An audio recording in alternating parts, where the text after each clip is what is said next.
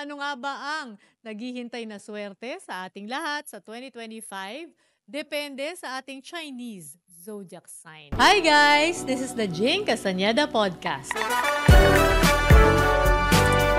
Meaningful conversations na may iba't ibang pananaw. To fight cancer is to go for screening and early detection. Hindi tayo tumitigil sa paghanap ng mga gamot para masolusyonan yun. Mga kwentong nakaka-touch na, nakaka-inspire pa. Regardless of diagnosis or prognosis, lahat hopeful. Kumbaga, nabigyan kami ng pangalawang pagkakataon sa buhay. So buhay na buhay kami. Let's promote hope. That's the thing about seeing my mom survive it already. So alam ko, kakayanin ko din naman ito. Wellness and inspiration. Hindi po operasyon ang palaging solusyon sa mayoma. Yan ang ating misyon. Ang maging tulay sa pag-alalay at pagtulong sa ating mga kasambuhay. This is the Jing Castañeda Podcast. So, Year of the Black Snake ang Yes. 2025. Ano ang kapalaran ng pinanganak sa Year of the Rat? Year of the Rat, napakaganda ng taon nila pagdating sa career. Kaya dapat ang mga pinanganak na Year of the Rat, kailangan magsipag. Year of the Ox. Year of the Ox. Etong taon nito, medyo affected ang mga pinanganak na ox. Talagang hindi naging maganda taon nila. But sa papasok na 2025, magiging magandang taon ng 2025 sa lahat ng aspeto. Wow, good news yun. Year of the Tiger. Year of the Tiger, medyo ang Tiger mag-iingat etong taon nito. Etong papasok na 2025. Etong taon na 2024, affected. 2025, affected na naman. Kaya dapat mag-ingat ang mga pinanganak na Year of the Tiger sa lahat ng aspeto. Rabbit. Rabbit, etong taon nito, affected din ang Year of the Rabbit, etong 2024. Pagpasok ng 2025, medyo nakahinga na ng maluwag. Medyo seswertihin na ang mga rabbit sa 2025. Ang pagkakaingatan lang ng 2025 ng rabbit is wag masyado magtitiwala. Okay, Dragon. Dragon, etong taon nito, lahat ng mga pinanganak na dragon, etong 2024 na ito, affected. Talagang isa sila sa mga minalas. Pero sa pagpasok ng Year of the Snake, swerte na po ang lahat ng mga pinanganak na dragon. Ay, ang Snake. Snake, ito ang kinalulungkot kong ipaalam sa lahat ng mga tao. Ang snake ang magsasuffer sa 2025 sa lahat ng aspeto. Kaya dapat sa lahat ng mga pinanganak ng snake, maging madasalin, huwag gumawa ng masama, at maging maging masipag at mag-ingat sa pera. Okay, Year of the Horse. Year of the Horse, kalahati ng taon ng 2025, dapat mag-ingat na po ang mga horse. Swerte sila sa unang taon, pero pagpasok ng First June, half. pagpasok ng July or June pa lang, medyo mag-iingat ng mga Year of the Horse kasi sa 2026 taon nila. So ibig sabihin, paghahandaan nila ang pagpasok ng taon nila na puro negative. Kaya dapat ang mga horse mag-ipon na ng pera at galingan na sa pagtatrabaho para madala natin yan sa 2026. Year of the Goat. Year of the Goat, swerte ang mga goat ngayong taon nito at swerte na naman sila sa pagpasok ng 2025, lalo na pagdating sa pera. Wow, galing naman. O Year of the Monkey. Year of the Monkey, taon ng mga monkey next year. Swerte po sila. Magiging sobrang blessed ang mga monkey kasi sa sobrang talino nila. Pero ika nga, matalino man, pero sabi nga, mag-ingat pa rin. Nalalamangan pa rin. Year of the Rooster. Year of the Rooster, swerte sa 2025. Maraming pinagdaanan ang mga rooster sa mga nakalipas na taon. Pero itong papasok na snake nito, talagang kayo ang isa sa pinagpala sa mga zodiac sign. Kaya dapat ang mga rooster maging masipag. O Master Ang, Year of the Dog. Tayong dalawa. Year of the Dog. Ang Year of the Dog, may mga pinagdaanan. May mga dog na hindi nakaramdam ng mga negative. Pero karamihan, katulad ko, talagang may pinagdaanan. Talagang minalas. Ngayong year. Oo po. Pero hindi lahat. Pero 80% ng mga dog talaga nagsuffer. Ngayon, papasok ang Year of the Snake. Sobrang magiging taon ng mga dog yan. Kasi bakit? Dito lalabas ang mga talino namin. Dito lalabas ang swerte. Ito ang taon ng mga dog sa 2025, magiging masagana, magiging maswerte. Kaya lahat ng ditikit sa amin ay makikinabang. Wow, o dikit na kayo sa amin Mm.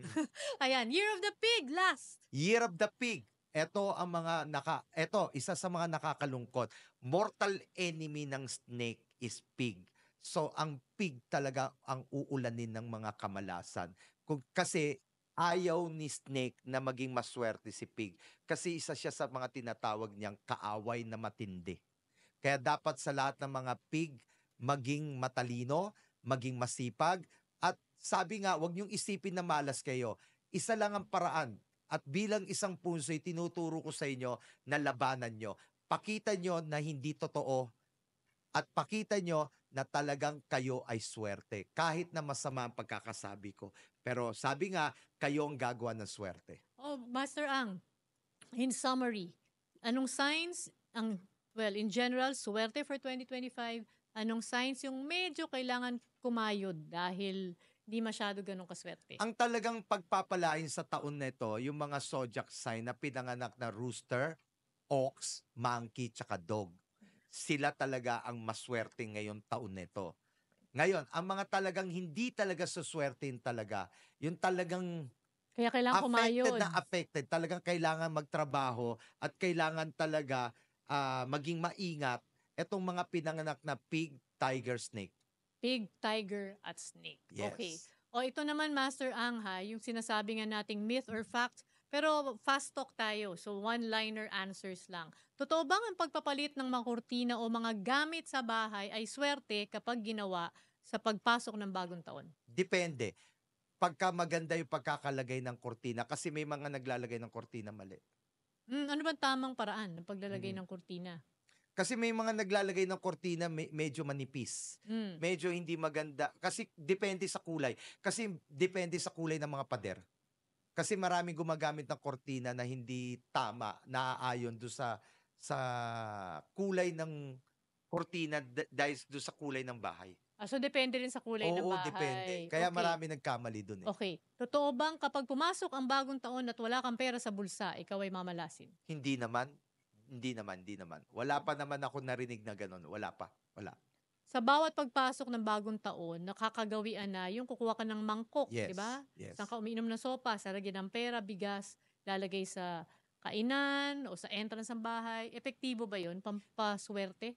Kasi sa Chinese talaga, ginagawa namin yan. Yung iba nga bumibili ng inggo. Pero kung doon sa mga tao na gusto maging practical, hindi na kailangan bumili ng mga inggo bar. Pwede naman yun. Pwede naman. Kaya lang, ang importante lang, pag hinahanda nyo yun, nilalagay nyo, ilagay ninyo habang hindi pa kayo kumakain, kasama ng mga pagkain. Tapos lagyan nyo ng bigas, lagyan nyo ng coins, lagyan nyo ng candy, at lagyan nyo ng ampaw na ang laman is 168 pesos. Bakit 168? Kasi yun talagang pinakamagandang number na pampaswerte. Hindi mo yung gagamitin forever yun nandun. Hindi naman, basta nandyan lang yan kasi salubong lang naman ang gagawin eh. Okay. So, kaya ganun lang ang ginagawa. Pero pagkatapos ng salubong, pwede namang gamitin yung pera. Yun nga lang, ang kadalasan ng maling ginagawa ng mga Pilipino, pagka talaga tayo naglalagay ng mga ganung ball na may bigas, may pera, may candy, at may ampaw, dapat pagkakain na po tayo, tatanggalin nyo yan. Aalisin nyo, ilalagay nyo sa sala. Tapos wag niyong isasama yan habang kayo'y kumakain. Kaya lang may mga iba kasi nakagawian na kumakain sila salo-salo. Tapos nandun yung So mali yun. Mali yun. So sa sala mo ilalagay, Sa una, sa hapagkainan. Sa una, pagsalubong. okay. Pero pagkakain na po, ililipat sa ililipat sala. sa sala. Okay. Next, yung pagsusuot ng polka dots. Polka dots, kadalasan sa Chinese, hindi namin ginagawa yan. Okay. Yung pagsuot ng mga polka dots. Ang ginagawa lang po namin ay sumusot lang po kami ng pula. Pagsusuot Red, ng pula. Kasi yan ang pinaka-swerte sa amin, pinaka-strongest color. Okay. So, yun lang ang ginagawa namin. Pero kung sa iba, gusto nila maglagay ng mga pagsuot ng mga polka dots kasi nga bilog-bilog, simbolo ng kasaganaan sa buhay, pwede naman po. Okay. Pero I suggest magsuot na lang kayo ng kulay pula. Okay, speaking of coins, bilog-bilog, nilalagay nila minsan sa unan. Effective or hindi? Hindi.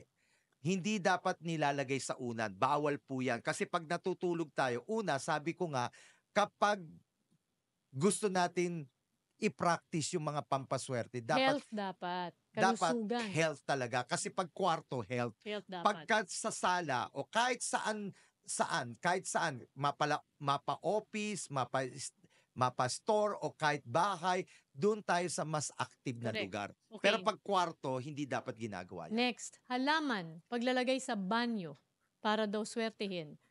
Pwede o hindi? Hindi. Hindi. Next. Hindi.